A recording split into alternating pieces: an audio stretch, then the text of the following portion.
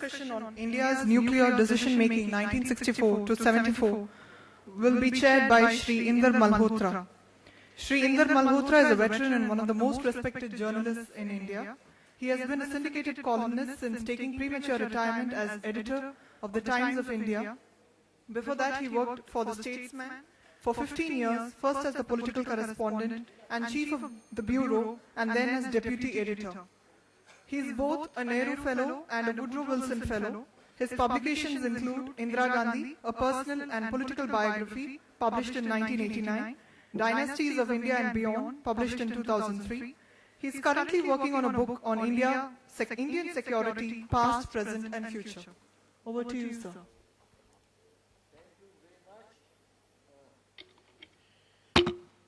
Every participant, and I admire Bharat that he is speaking to us for the second time, is much more eminent than I am. So without further ado, and this time about 10 minutes, I'm very sorry because I'm sure otherwise people will lose interest. About 10 minutes each, and Admiral, you please start.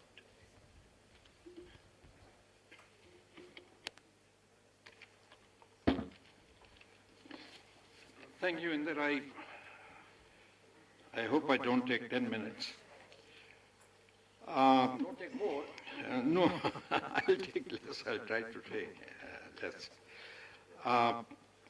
The subject under discussion is nuclear decision making 70, 74. 76, 54, sorry, 46, 64 to 74. 64 to 74, okay. Well, I think a lot has been said earlier about the earlier decision making, except once when there was a discussion according to the recently declassified American papers that when they learned that the Chinese nuclear explosion was in the offing, that India could be held to explode its bomb, and a note was sent to Galbraith, Ambassador Galbraith, and he put a full stop to any further deliberation on this count by saying that Prime Minister Nehru would not listen of it. I think when we talk of the bomb in the earlier period, we have to think of the India of that time. Basic challenge before the Prime Minister and the administration at that time was to feed the people, and in extreme, when the belly is empty, then the countries can break up also. That was a challenge which they were facing, and bomb was really a secondary organization. Let's come back to 1970 very briefly. Indira Gandhi did two things concerning nuclear issues in 1970. First one came a note to the Navy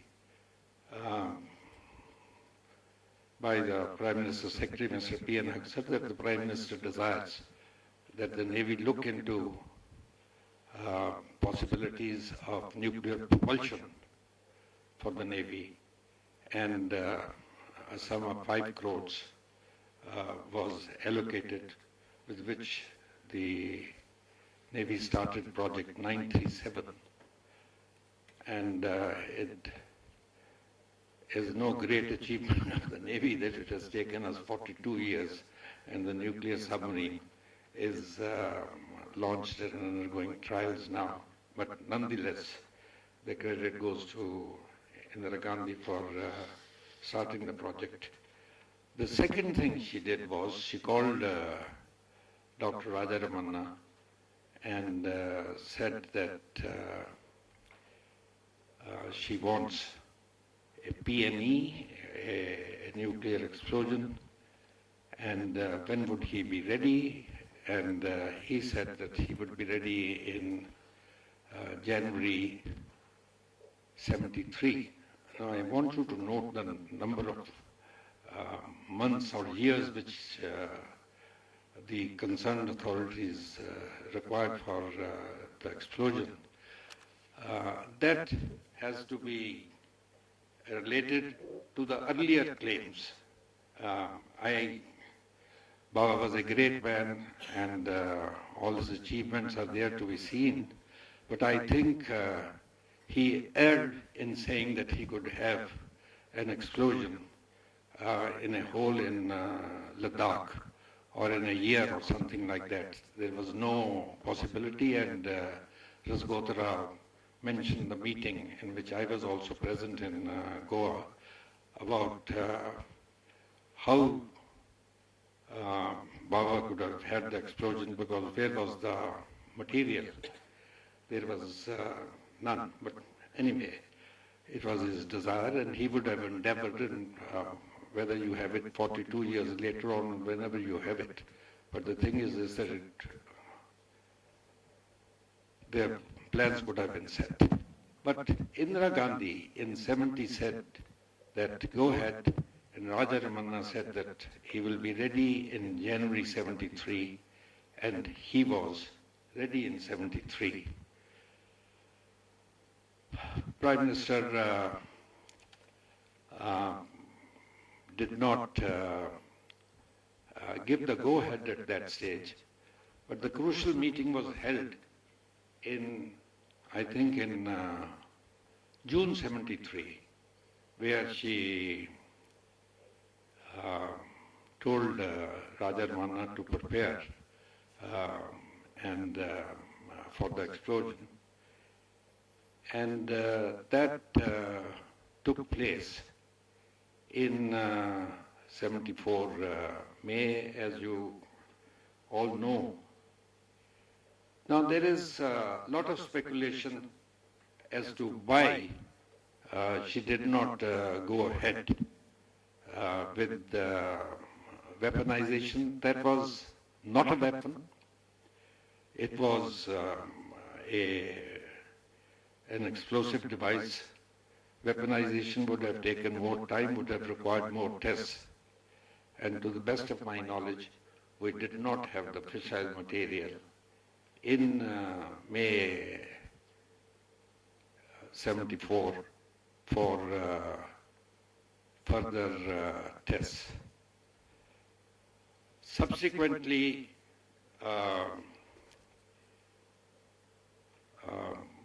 you know the political circumstances in which we got into, and she took up the program again in 80 when she came back, and thereafter is not the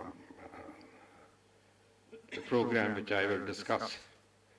But I want to make one point, that whether it was Nehru and his non-proliferation and his pacifist thing, you might say, not of him, but of Lal Bahadur Shastri and various prime ministers and various administrations.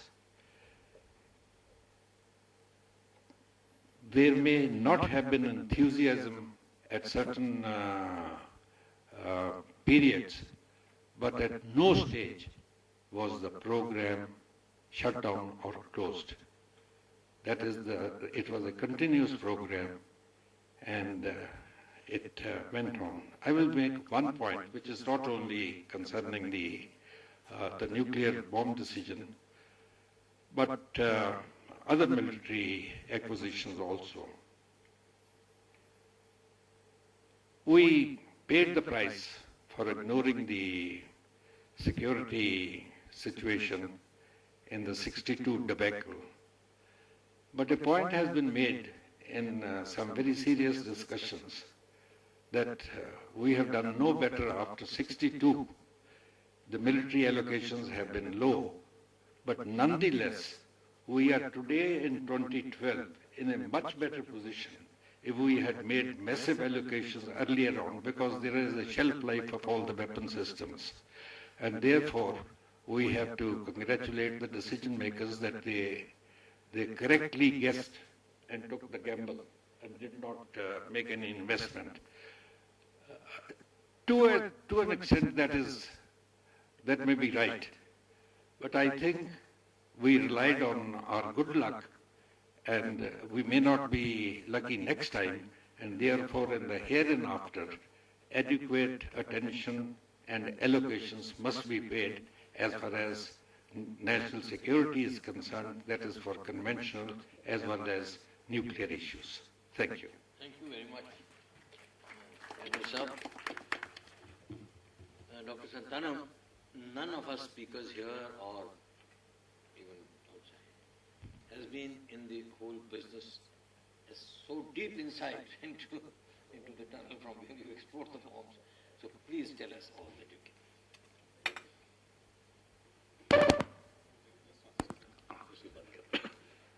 Thank you. I welcome this opportunity to share a few thoughts on the historicity of the program, the nuclear program of India, and given time, maybe some sidelights. The first point I want to make is certainly the Chinese nuclear test in 1964 was extremely critical to Dr. Homi Bhabha. And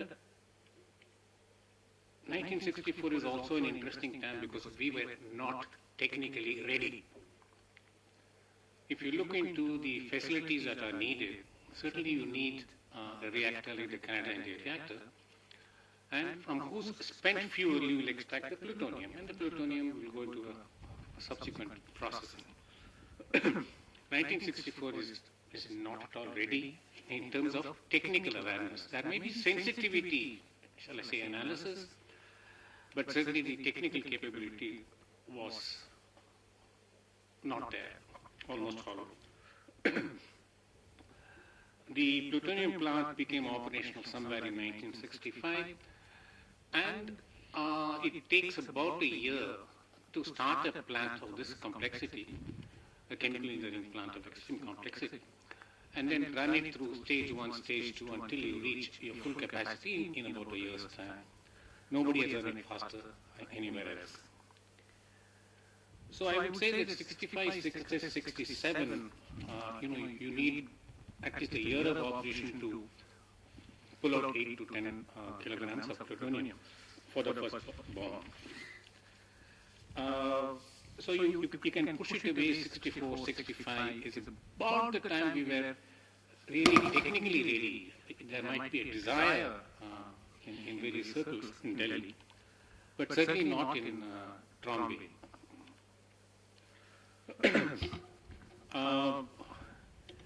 There were a number of other reactions, especially from Canada.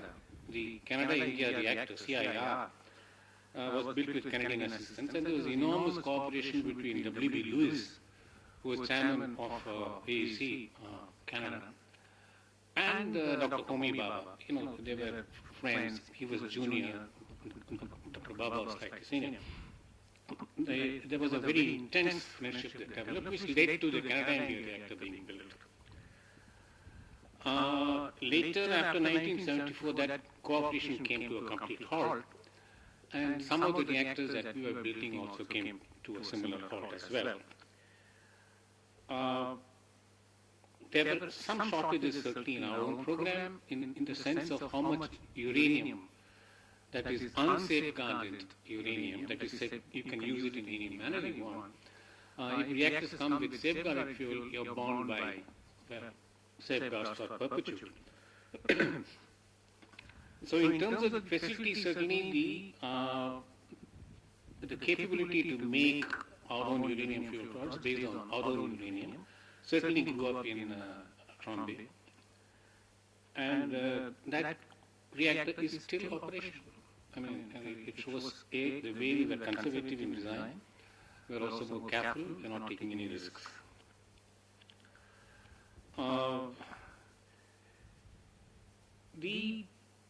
The way Canada pulled out of the system and left the atomic energy program in a kind of a lull, we had to find out other sources of uranium. You might have heard that we bought uranium from Kazakhstan recently. Completely safeguarded, no problem at all. That is needed for our power reactor program, not for our nuclear weapon projects. So there's no harm at all these days to sign up such safeguard agreements with other countries who are willing suppliers. Hopefully, till the life of the plant, it could be 15 to 20 years. Certainly with the kind of adverse reaction from Canada, our program, as I mentioned, went into a bit of a lull, and it took quite some time before we could pull out of that. Meanwhile, certainly with Russia, we had a vibrant program. It continues, Kudangalam 1 and 2, despite the protests from fishermen. Will be commissioned soon, in a couple of days, so I guess. One interesting point about the Kudangalam reactor, and this is rather interesting.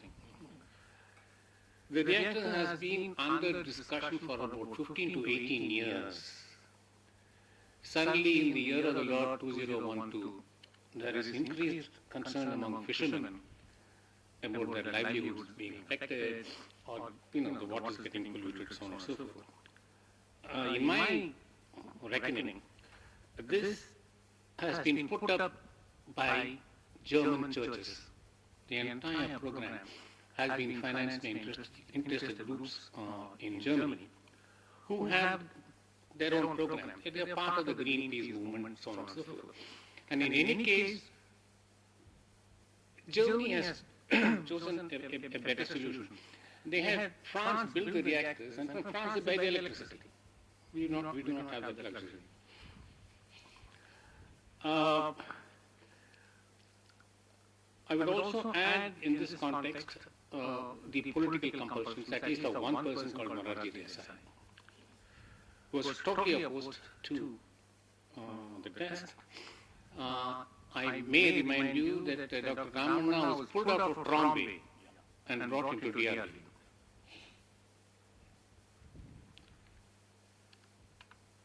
DRDO benefited because he had enormous experience, so on and so forth, the management skills, and certainly the persuasive ability with others accepting Morarji Desai.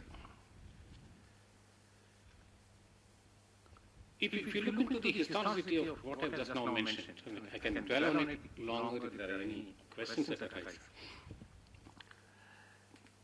Certainly, till 1965, in my opinion, I was an insider those days in Trombay, we were not yet ready to conduct a test. That could be design groups which are doing reactor physics calculations. They might think of ways of doing it. Certainly, even for the first nuclear test conducted by India, the fuel, the explosives that go into forming the trigger, they were all made in TBR, Terminal Ballistics Research Laboratory, right from those days.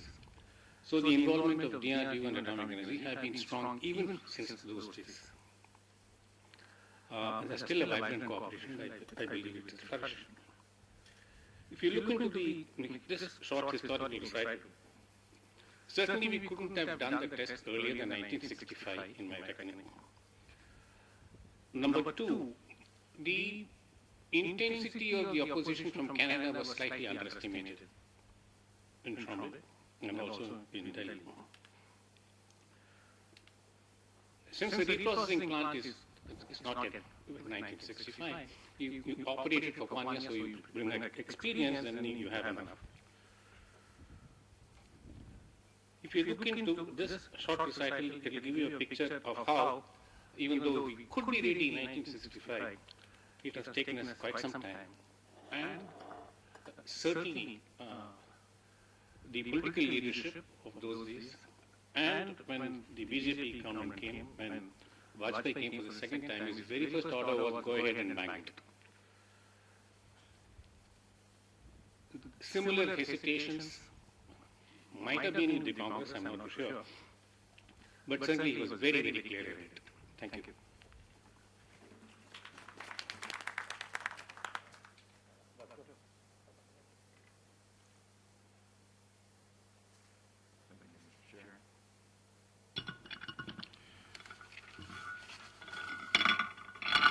I want to try to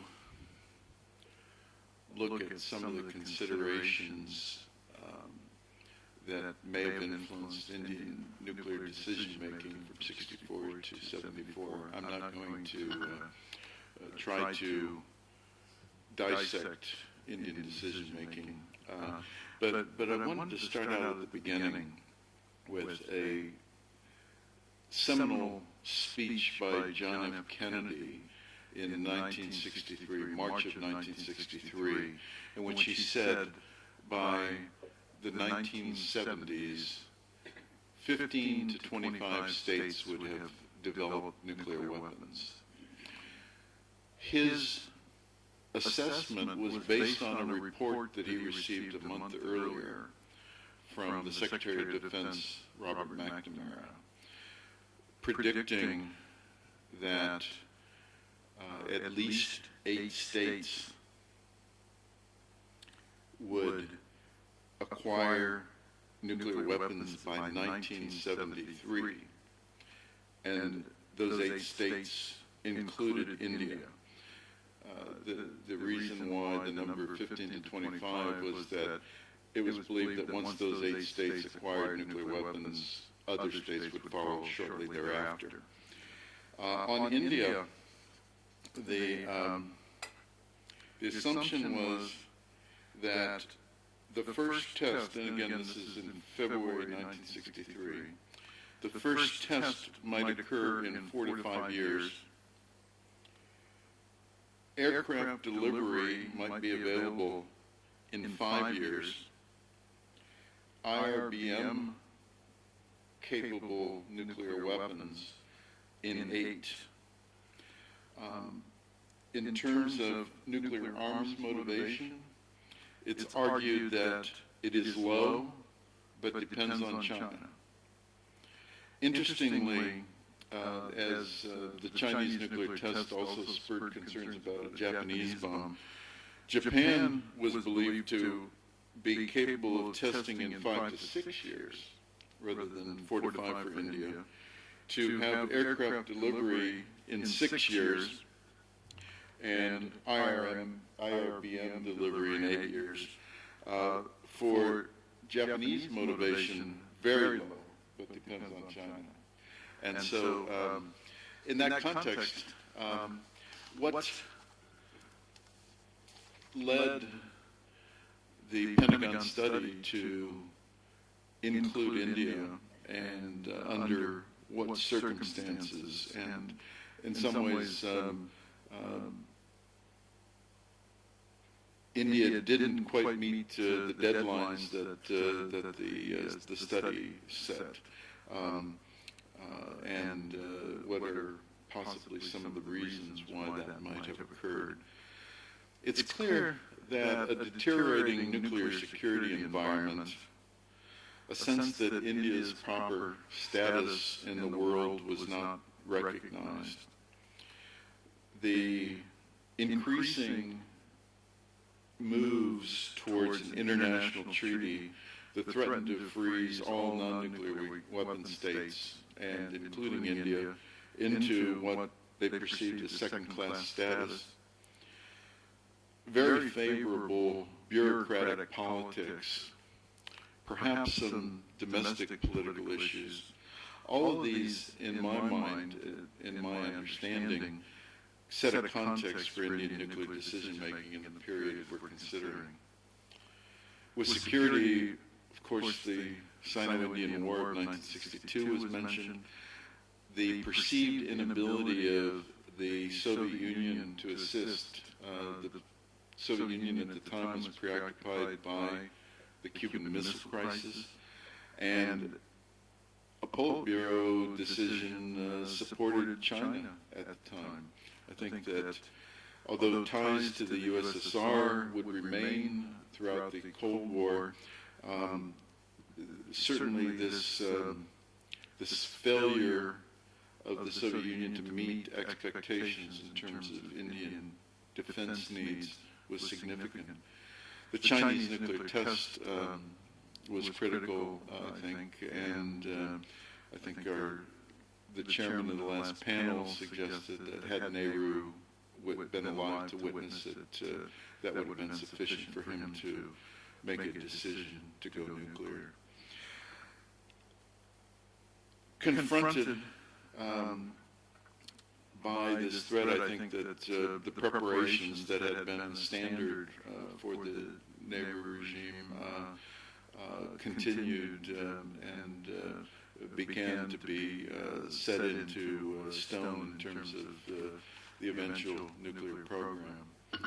On international status, after China got the bomb, the UN Security Council permanent members were the nuclear club. And that's a fact that I think India noticed at the time. And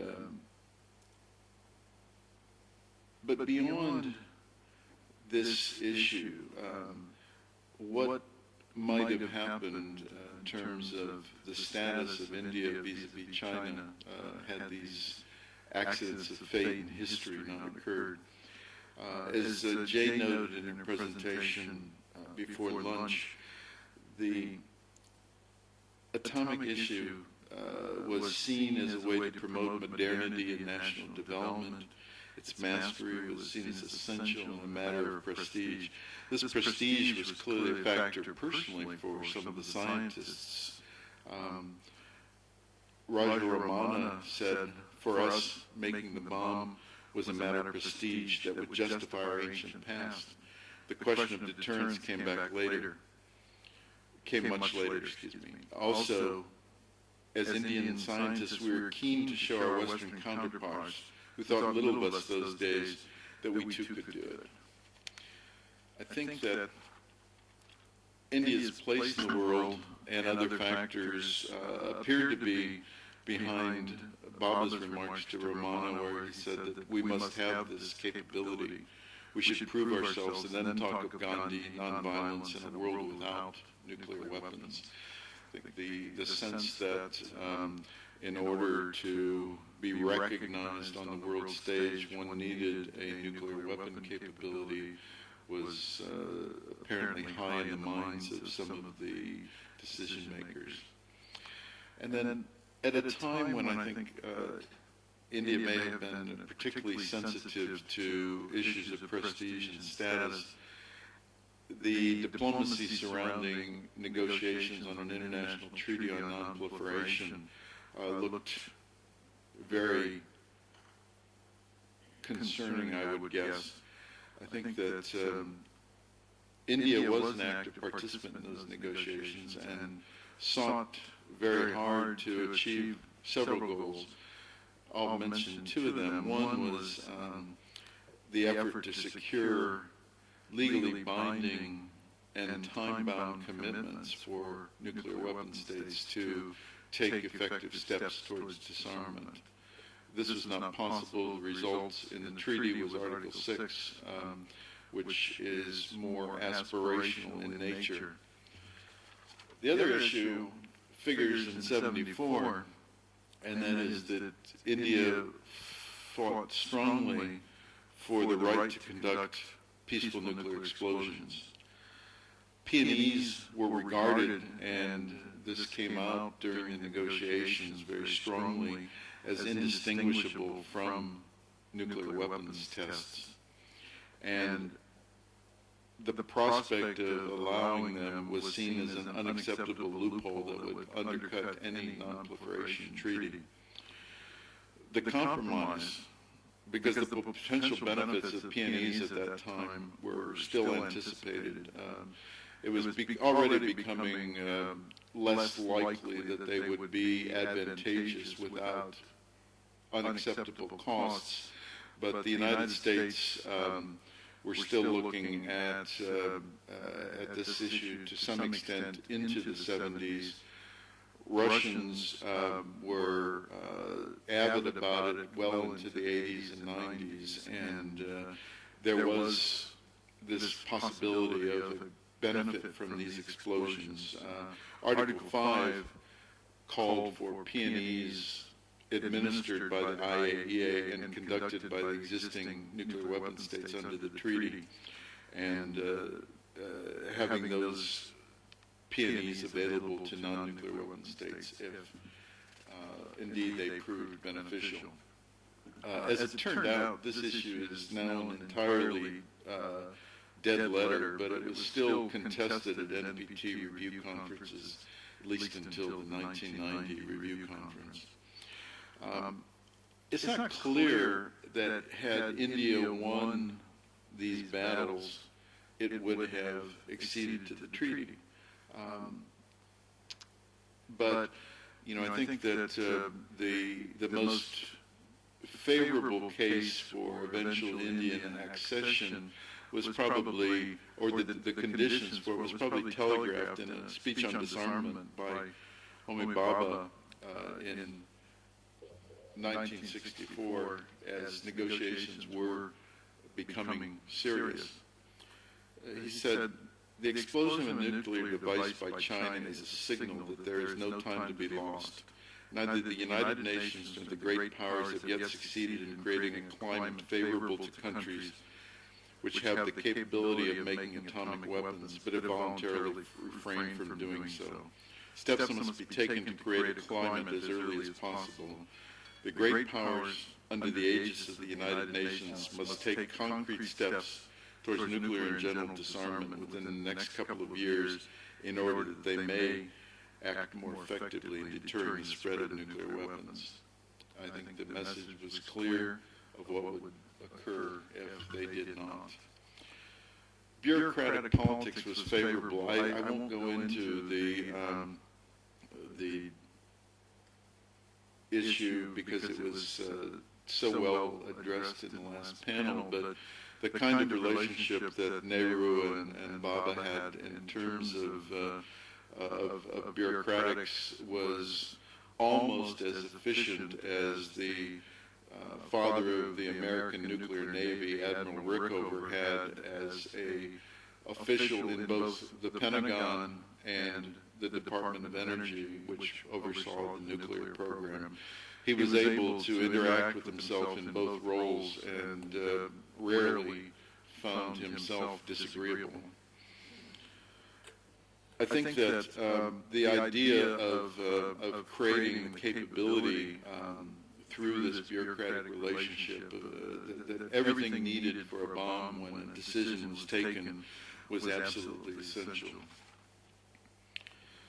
Domestic politics is also a consideration. To what extent was the actual decision in 1974 dependent on domestic political considerations? I think I'll just leave that as an open issue.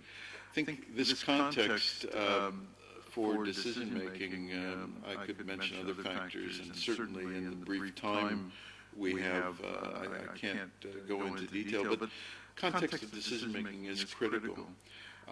We actually don't have a general theory of proliferation and non-proliferation, so it's difficult to know what issues among those that are considered in the international relations field, security, status, domestic politics, played a significant role. If you looked at it from that perspective, in the Indian case, a weapon and the choice of a weapon seems overdetermined. But I think this stresses the importance of history and really getting down to these cases. It may be that each nuclear weapon program is unique and that there may not be generalizable theories about proliferation and non-proliferation. The only way we will know, and the only substitute if that is the case, is a full understanding of the histories of these programs, the Indian program, the United States program, and others. Thank you. Thank you very much.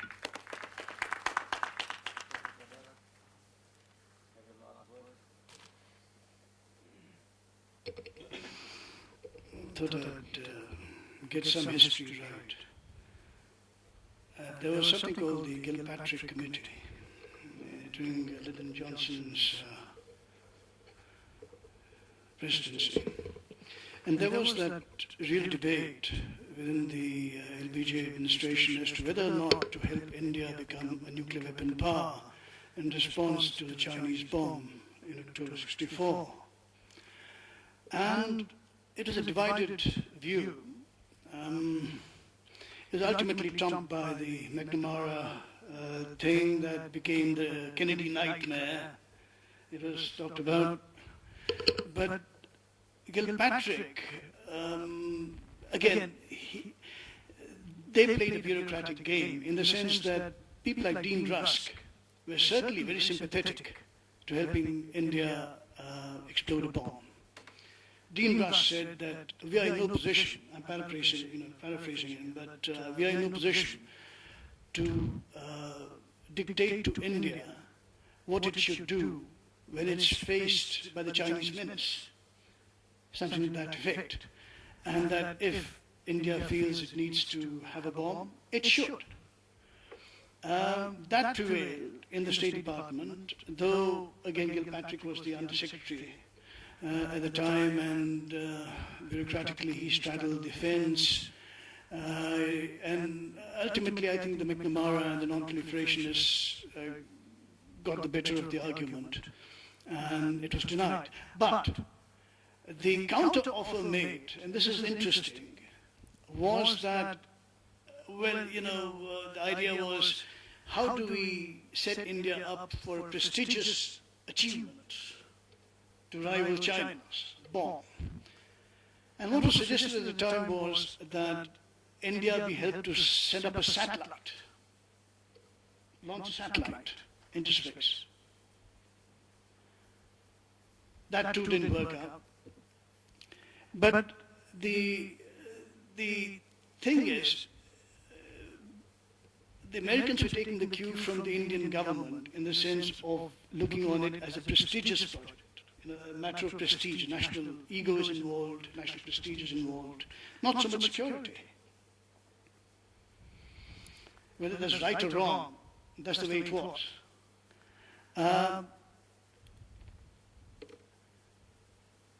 Post-Nehru, I think the decision-making became a bit looser.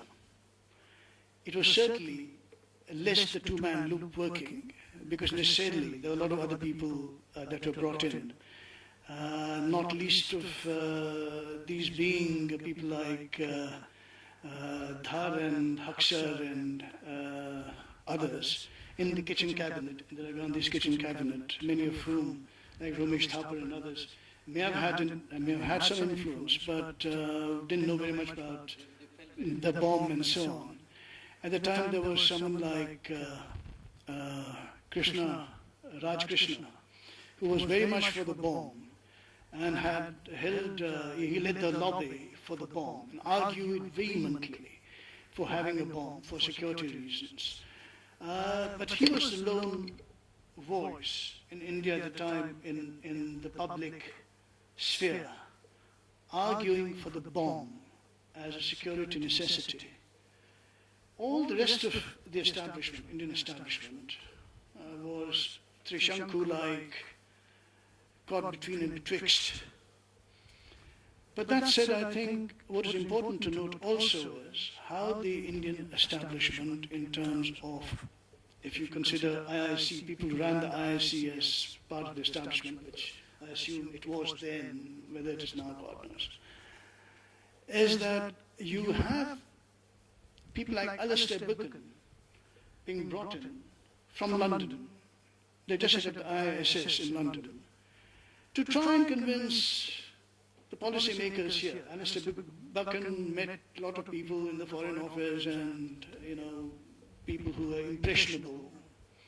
And that's didn't know very much about the bomb or anything else. And he tried to sway them by his arguments, which he then went public in IIC. So an extraordinary campaign being mounted with the Western countries sending in the representatives, trying to pitch for, and appealing to Indian morality, Indian Gandhian past and stuff like that. Extraordinary how the things that we considered our virtues were turned against us. That's the argument to make, which I made in the book. Now the thing is that we had to be, thereafter I think again, as I said, the lone voice was Raj Krishna. And he argued, if you look at his arguments even today, they are crystal clear, beautiful arguments made, and without the benefit of access in terms of what was happening. And he was looking at it in the secular sense, looking at he was an economist, so he was looking at it at the utility analysis of the bomb, but in very layman terms, beautiful stuff. The other person, this is very important to remember, and people forget his name, he was really a masterclass. If anybody has written anything better on nuclear weapons in the Indian arena, I don't know of him. This is Major General Monty Pilat, D.K. Pilat, who in 1963 produced extraordinary treatise called War in the Nuclear Age. If you guys haven't read it, because even in think tanks people don't read anything, I'm sorry to say, forget about everybody else. Read Monty Pilat. Read Monty Pilat. He's a man who had to, his career was virtually ended. After the 62 debacle, he was the DGMO, he was DMO at the time of the war, Director of Military Operations. And his career was over. He was perhaps the most forward thinker that the military has ever produced. There has been no military thinker in nuclear strategic terms before or since produced by the Indian military. This is a straightforward conclusion on my part, because you met, and I talked to Sundarji when he was alive. We discussed at great length when he was in the Signals Enclave here. His notion was a derivative notion. And let me also say that someone like Subramanian, he was very, very much involved in popularizing the view. But the original notions about why India should have the bomb, in a very real sense, should be attributed to these two people.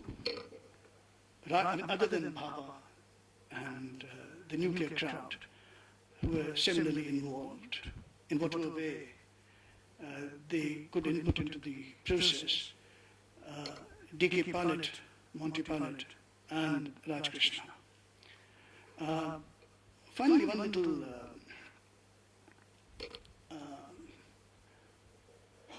the Indian discourse on nuclear weapons is invariably stilted. In part because I think it is influenced a whole lot by notions of political correctness, if I may put it that way. And I'm afraid this is still the case, because whether or not we actually have a credible deterrent is still up in the air. I mean, Santi went public in 2009. What is the implication of Santi's going public with the fact, and he was director of field testing, Bukran, Shakti 2, Shakti tests, series of tests, 1998. He said that the S1, which is a thermonuclear test, was a dud of fizzle.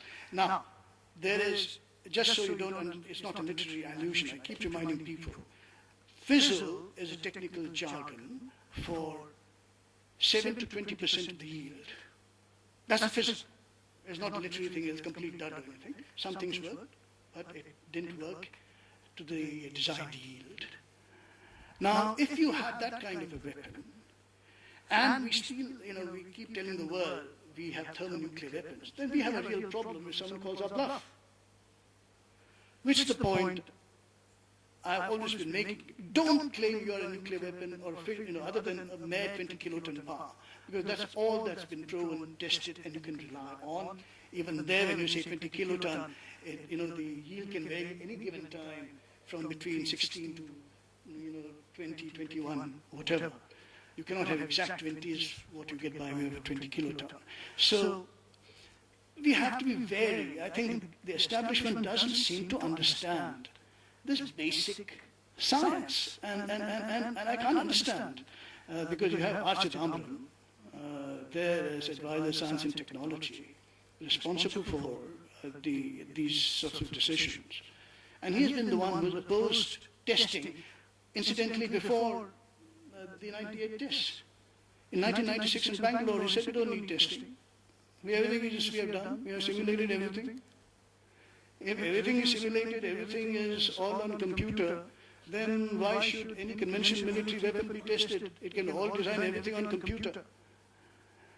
And the most damaging, most damning thing as I see it, is that the present military, or the armed forces, the leaders of the armed forces since 1998, I've talked to most of the chairman chiefs of staff, I liaise with them, everyone who comes in new. None has had the strength of conviction to write an official letter to the government, to the Prime Minister as the Minister for Atomic Energy, to say that we are the end users of the weapons. We are not convinced that the weapon that you have given us to use, or we have been given to use by the scientific community, who are still there in the loop, in the firing loop, we are not convinced it will work. I don't think anybody has written that. If no one has apprised the government in these official, formal terms, then everything else is irrelevant. You can claim you have a deterrent, you can claim that your deterrence works, this, that, and the other. And then, like everything else in this country, is Ram Bharose. If it works, there's always somebody looking after our fate.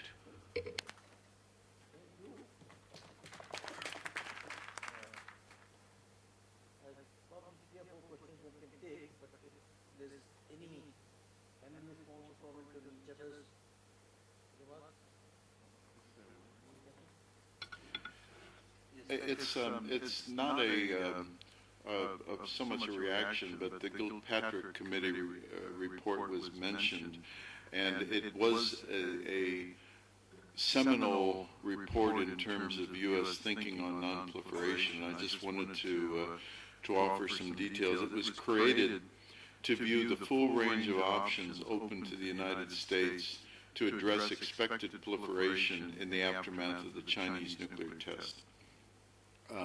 What we today call a cascade was anticipated after that test, including Japan, India, Israel, West Germany, and other states literally moving on the basis of a reaction to the Chinese test, some more directly than others.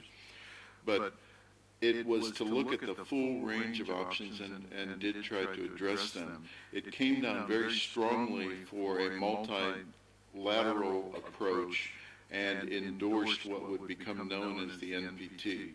This probably did more to reaffirm the logic of the NPT and U.S. thinking than any other document, and made the Johnson administration a very strong supporter of it.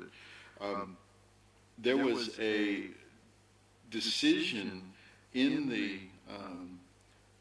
Gilpatrick Committee report to make non-proliferation the single top foreign policy and defense policy priority of the United States. And literally, it was advocated that non-proliferation should trump every other issue in which it might come into conflict. Obviously, Rusk and others didn't like that provision and were able to prevent that from happening. But this was the conclusion of the Gilpatrick Committee report, and so it very much looked at non-proliferation as a very fundamental problem, the solution to which was multilateral in nature.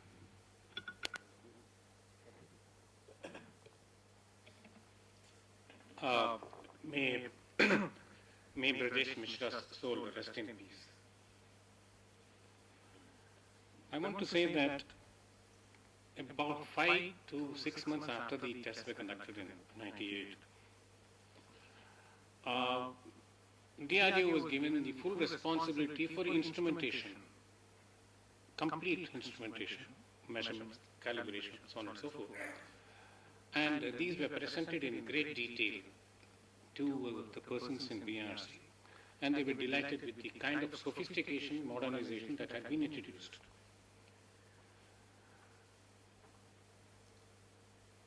Once the tests were conducted, we took about 5 to 6 months because we wanted to be sure and more sure. So we took about 5 to 6 months to analyze all the results and came out with a classified report to British Mission. Please know, classified report. What came out in the Hindu is a very, very dilute version of exactly measurements, acceleration, ground movement. The recourse of British Mission was very simple. He called a meeting of all the chiefs, Army, Navy, Air Force, number 1, number 2, brought in some people from MEA who were not connected with the program, packed the hall with these persons. And Chidambaram was sitting next, so on and so forth. So, as he was entering the room, he saw me and said, "You will not win." I mean, I'm not in the story of winning or losing. Here is a question of presenting scientific facts to see whether the right decision has been taken, if not revisit it or have another group look into it. That's a scientific way. Certainly not the IIT's way. Having presented all this evidence in considerable detail, including various annexures, this summary disposal of our report, well, Chidambaram sticks to his hand. And he says, I agree with whatever Chidambaram says. That's the most unscientific way of calling a meeting, and that too with people from the Army, Navy, Air Force who are unconnected with the program. So it was dismissed. So the report still exists. Not, shall I say, declassified, but at least some parts of the report have been published in the Hindu article. Thank you.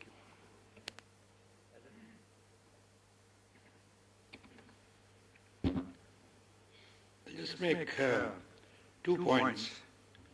Bharat's comment that none of the chairmen, chiefs of staff, serving or retired, have written a letter to the Prime Minister.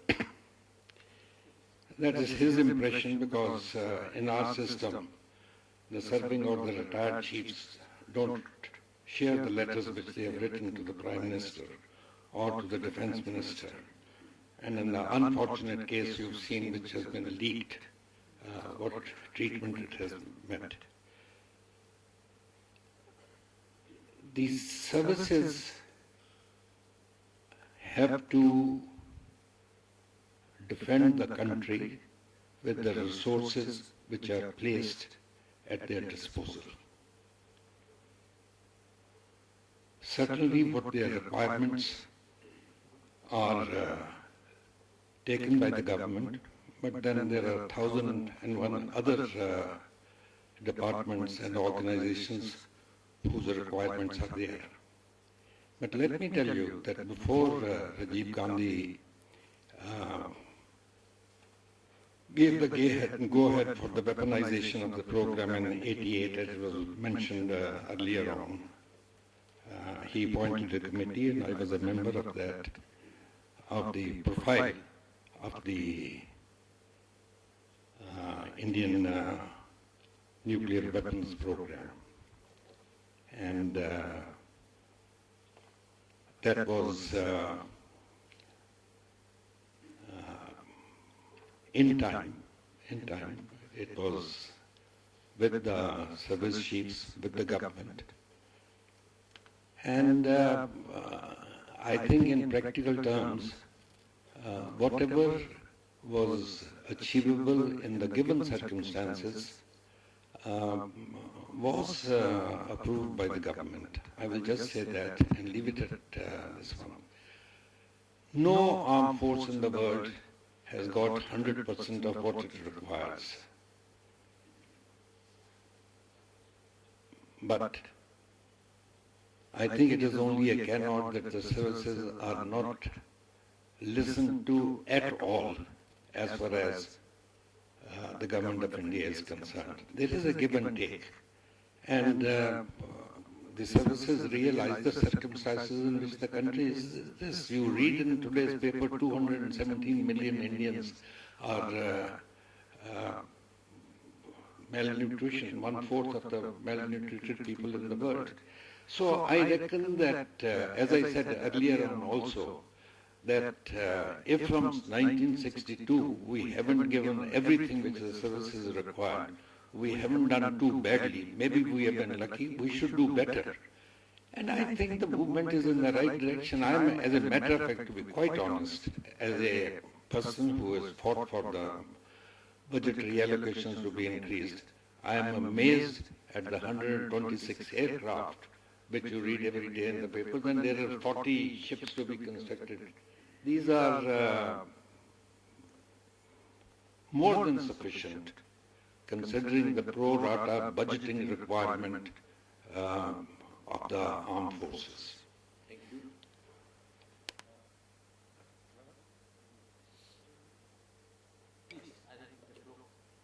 How many people want to ask questions? Sure.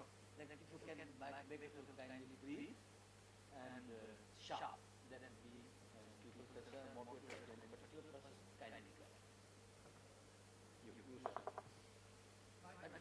Do kindly be audible and would you like Rear Admiral Navy. the pleasure of doing it? My question is addressed to Dr. Would you kindly identify yourself for my benefit? Sir, I'm sorry. Rear Admiral Ravi, retired. My question is addressed to Dr. Santhanam. Basically, it is confined to those three statements you made. One is, in 1964, India did not have the technical capability. One. Two, at least 1 year lead time is required to prepare 1 kilo of the required highly uranium. Third was that the limitation due to the status of unsafeguarded raw material. My question is that when the balloon goes up, is this last constraint applicable? If it is not, would these time frames which you have mentioned apply? The reason why I'm talking about is going back to 62, then how much time did you require? Now, may I take 2 or 3 questions at a time? Yes, please. Sorry, you Thank you, Mr. Chairman. Yogendra Kumar, former ambassador. Going back to 64 to 74, I just wanted a little more clarity from the panelists. The 74 PNA, what exactly was it? Was it a weapon? Was it part of the process to miniaturize that for using in the warhead? Exactly what was it, and what was the objective behind that? In terms of motivation, I again the question of timing. Why was the timing as it was that time? Was it the Navnirman movement which started around that time in Gujarat? I don't know.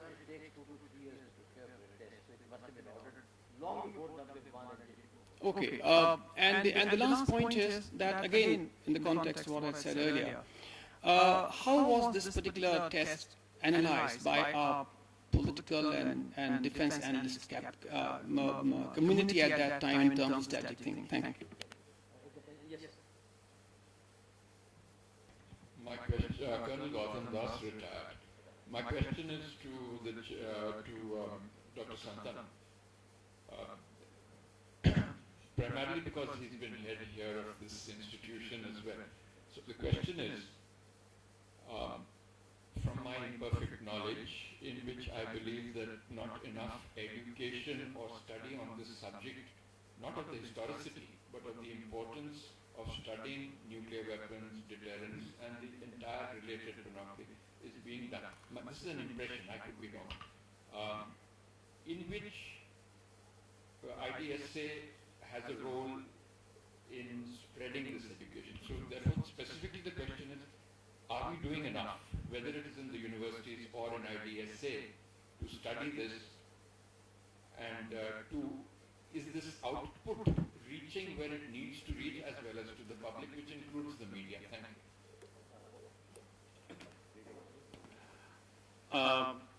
I'd said that 1964 would have been difficult because our systems were getting functional. They have to be tested at low power and then see the entire system and then go up. And then over a year, you accumulate enough plutonium, which can be separated. So 1965 plus would be the time that I would choose. How much? Okay. 1964, 74, if you look into the devices or the weapons, 1964 was a PNE, peaceful nuclear explosion, and that was not designed to be miniaturized, to be carried either by an aircraft or a missile. It has to withstand all kinds of environmental stresses before it can perform as we would like it to continue. What were the reactions of the strategic community? I think after the tests of 64 where we showed a capability, and then 98 we have proved ourselves to be a nuclear weapon power. I think the strategic community with whom I interacted, Army, Navy, Air Force, and sometimes occasionally external affairs, they are happy that we have come out of the shell. We have been confined by our own words and moved in action. So the strategic community, the persons I have interacted with in the past, have welcomed it. Did I get you right? Vijay, yes. Vijay first and you next. Thank you very much. About the third one? Just now sorry. I just wanted to make one question. I'm not going to raise any issues about the objectives of the 1974 test, but again, from a technical perspective, a PNE is a weapon test. There's no way of getting around that, and I think that the issue had been thoroughly debated in the negotiations on the international treaty relating to non-proliferation in the 60s, and the messages were very clear and certainly understood by Indian scientists. Go ahead. Just so we clarify, the PNE was on the plowshare scheme, and the 74 device was a plowshare kind of a device. And as Dr. Santhanam said, it was not miniaturized, so it couldn't have been used as a weapon, unless you wanted to roll it off Boeing 727 or something, and it falls on somebody's head and blows. Aircraft carrier. You see, the point is, I don't think it was a weapon. It might have been plowshare in the later plowshare tests that you had in the United States. Those were weaponized devices. The 74 Indian plowshare counterpart was not a weapon. You're missing the point. I didn't call it a weapon.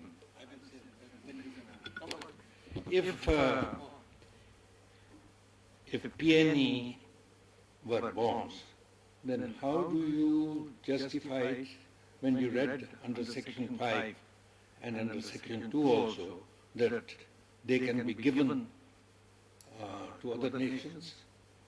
If they are a bomb, then so they are no, but you, but they Even bomb to be given under control? No. They two things. One is that a weapon test does not have to involve a fully weaponized system. I think what is important technically is that the information derived from a PNE will give a weapon designer the information they need in the same way as a fully weaponized test will. And there's just no way around that. On Article 5, because that was the case and because there was a very strong demand for the possibility of sharing any benefits that might come from PNEs, as it turned out, there weren't any. But in terms of the benefits that might come, the idea was that the tests would be conducted by existing nuclear weapon states under the auspices of the IAEA. There would be no transfer of a bomb to anybody, and it was a compromise designed again to meet the demands of many non-nuclear weapon states. It was an attempt to address some of India's concerns. I think the point. Go ahead. Please, sir. No, this we can't. This. Please go ahead. I think it's fascinating sometimes. Loudly. I have a feeling that this is very fascinating and it's being recorded, I hope. But there are two very philosophical questions really for the panel. One is that when do you actually make the case that India moved from a bargaining, leverage, prestige issue to actual deterrence, security-related weapons program? Was PNE 74 a step in that direction? Is that the assessment of the Indian panel? And I think Dr. Pilat had something to say on that. And the second is the argument about having more tests. I mean, is there some kind of a regular mechanism that discusses India's testing and the requirement for more tests inside our bureaucratic maze? I mean, how do we do that? And the third, were we prepared for the cascading, the kind of arguments that came, because 98 actually cascaded in Pakistan. I mean, what kind of, okay, now, I know Bharat doesn't consider that, but... Three questions are enough. Yeah. Okay, thank you. Just to reinterpret what was mentioned in the last session about the Shastri's search for guarantees from the US, Soviet Union and UK. Shastri's search, just to go back to reinterpret what was mentioned in the last session about Shastri's search for guarantees after the Chinese test of 64 from the US, UK and Soviet Union. In the light of what was said in this panel, I mean, if Ramanna said in 70 that he needed 3 years to prepare for a test, and if the earliest time we had any accumulated enough plutonium for a test was 65, and to actually have enough for test and have enough left over for weapons, actual weapons, would have taken many, many years. Obviously, there was a long period in which there was some other, some other source of security, maybe a guarantee that had to be searched for. So maybe that was a desperate search for what was understood by Shastri. Maybe he was not quite so, blank on nuclear weapons. I mean, he must have been briefed that secretly perhaps that this is going to have a long lead time. In the meantime, Anybody else want to give a question? Fine. I think would you take it on? Okay. A very short answer. The 1974 PNE, Peaceful Nuclear Explosion, conducted by India, the NPT itself provides for PNEs. Okay. Did we use that as a loophole or not? I'm not too sure. But I would imagine that we should have looked into various consequences if you do a PNE, and regardless, whatever you do, you conduct a test, you will be criticized. So the PNE is a vague argument to justify what we were doing, because very clearly, I mean, up to a point, there is a difference between a nuclear device and a nuclear weapon. And these include things related to how do you mate and with the vector of delivery, whether it's inside or aircraft. And that needs work done outside BRC, mainly done by DRDO.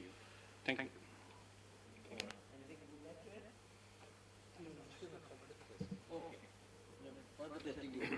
No, I'll just, I think, Santi, you probably were present in the meeting held in CPR.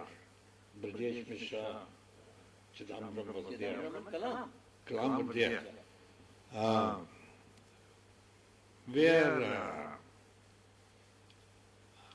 I raised the point that majority of the young scientists, some of whom were present in that meeting but would not say, they said that Chidambaram is the only scientist in the world who says that no further testing is required.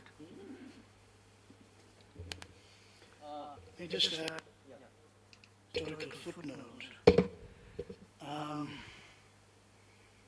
What was it? No, I'd like to go ahead. I completely.